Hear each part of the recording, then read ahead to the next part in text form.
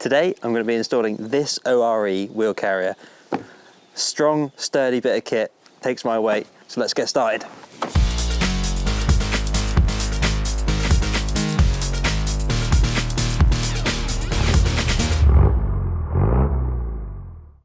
Well, it's quite clearly noticeable the difference between these. I've had this one on for a year on the back of the door, and you know that's been quite rattly and makes the door quite squeaky.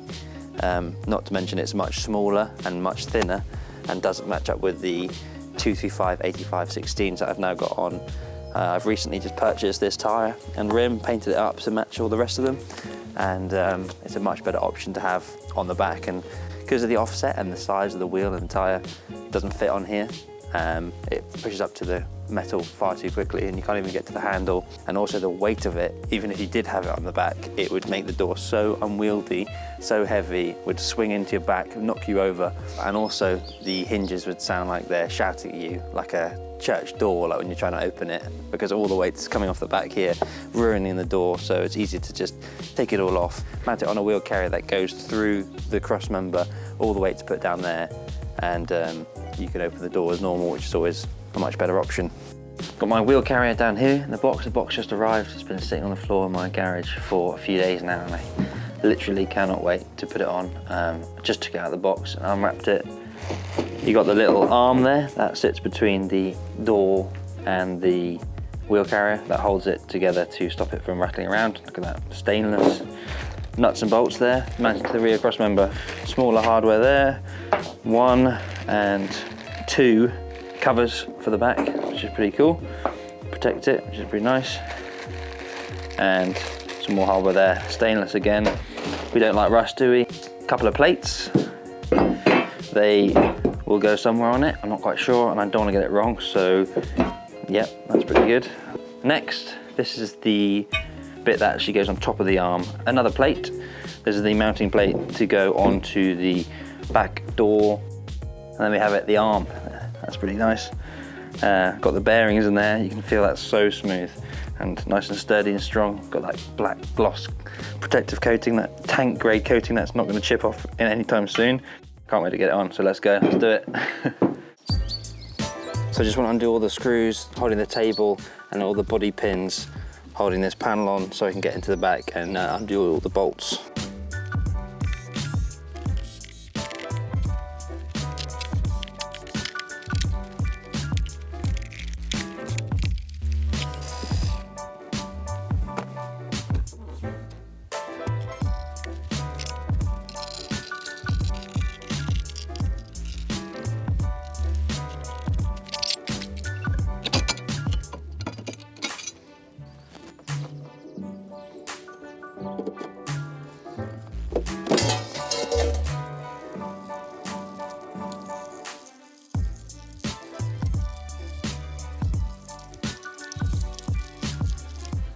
So when you take yours off, I doubt that you'll have 24 holes. So it won't be as bad as this, but I want to fill some of them. So I just want to get this plate up here and make sure I know which holes not to fill, which are these 4 here.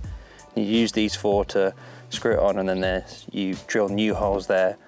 So as you can see here, I've masked up over the holes that need to be filled and left the bolts for the ones that don't. What I'll do is open the door and fill from behind so that the filler sits up against the tape nicely and creates a nice flat edge. Chemical metal it's called. Just mix it up, fill it like body filler, nice and strong again.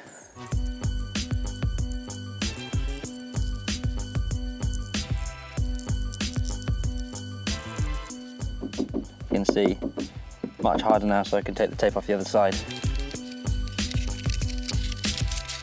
Got my Paintman paint here, same Isles blue, done the same thing down here.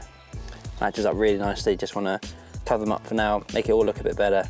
So next up, you can take this backing plate for the door. You have to make sure this is on the left. It comes with the little bolt kit to hold it all on. I'm going to use these 4 holes here, which line up here, as we didn't fill those from earlier. Mount it up, keep it very loose, just finger tight bolts for now, and then use these holes as a guide to drill the other ones out. So once you've drilled these holes out, same on the other side, you get the other bolts, put them through, do exactly the same thing. Just mount them through like that. And then nuts go on, finger tight, just nicely loose on there, ready to tune up with everything else, and I'll do that up later. So next, you're going to get the face that's going to go up against the door and your rubber stop here. Remove the washer and the nut from the back.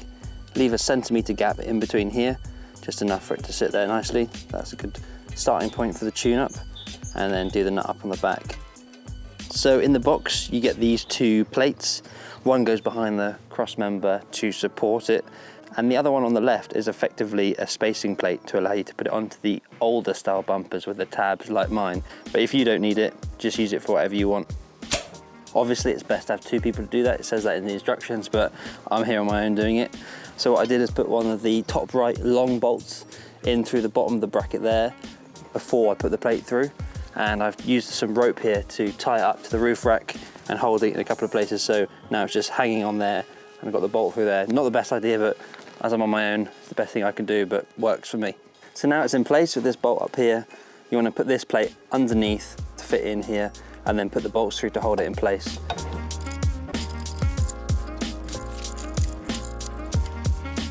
And these two little short bolts, quite a bit smaller than the other ones, go close to the center of the vehicle through these little holes.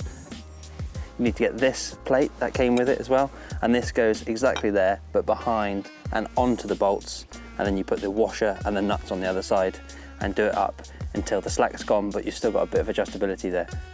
So once the plate's in, nuts done up, tighten up a little bit, but with a bit of wiggle room, you want to make sure you've got this space to the left of the bolt. Make sure you've tuned it up so that the top of the plate matches the top of the bulkhead there, and that's how you know that it's set up properly. And then once you've done that, tighten up all these bolts nice and tight, and then it'll hold itself nice and strong there. Once the bolts are all done up, sitting nice and flush, you want to make sure that the arm lines up with the top of the bracket on the door, here and here. You'll see that they meet up the same level, and you want to adjust the plate on the door so that it's the same height as the arm, and that means when it swings out it won't catch.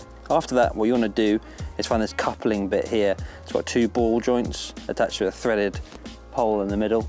That's for adjusting the distance between the door and the arm and setting it all up properly.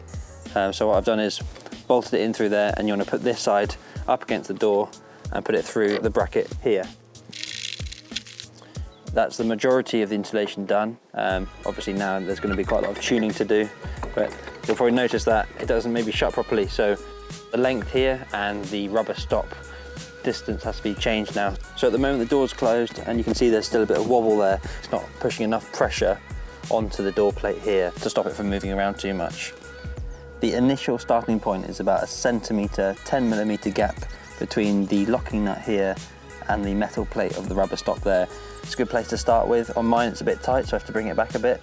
So when you're shutting the door, you want to look at the gap here between the skin of the door and the skin of the back wall of the car here. So you put your ruler up against that and you pull the door to, and at the moment the way I've adjusted it, so touching about 8 centimeters away from the door. So I need to ring mine back a little bit, but yours might be different. So this is where you need to do this, have a look at the ruler, and you want it to be touching about 20 mil from there, and then that will feel about right.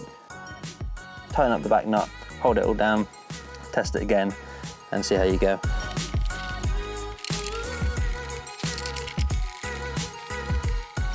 So after those adjustments, as you can see now, that's where about it's touching for the first time. You can feel the resistance there just a little bit, then you can push it shut, and then that bit back there won't move.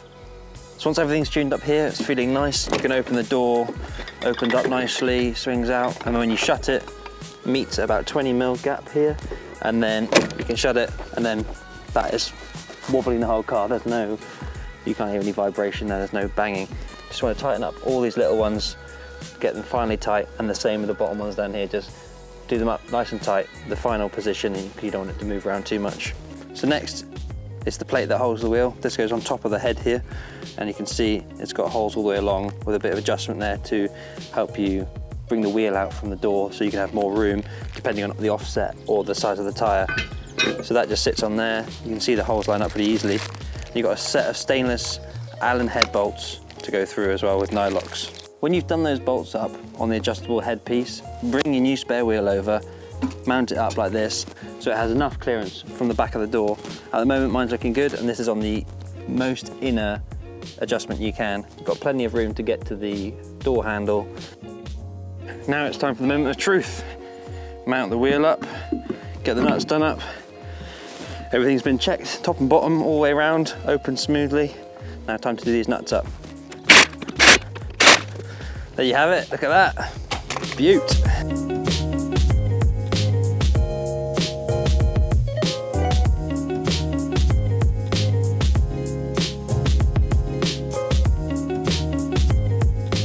I thought I might as well do the infamous test. I've seen it done before and it actually stands up to it. I can't believe how strong this thing is. It takes my whole weight, can move around on it, and I don't think I'll ever need to be doing this, so you know it's strong enough. Just a brilliant upgrade to your Landy. I'll put a link to O.R.E's website in the description below. I hope this helped you, inspired you, whatever it did. I had a blast putting it on anyway. Can't wait to go and test it. I'm sure I'll be doing a video in the future, testing it out, seeing what it's like to live with. So hope you enjoyed it.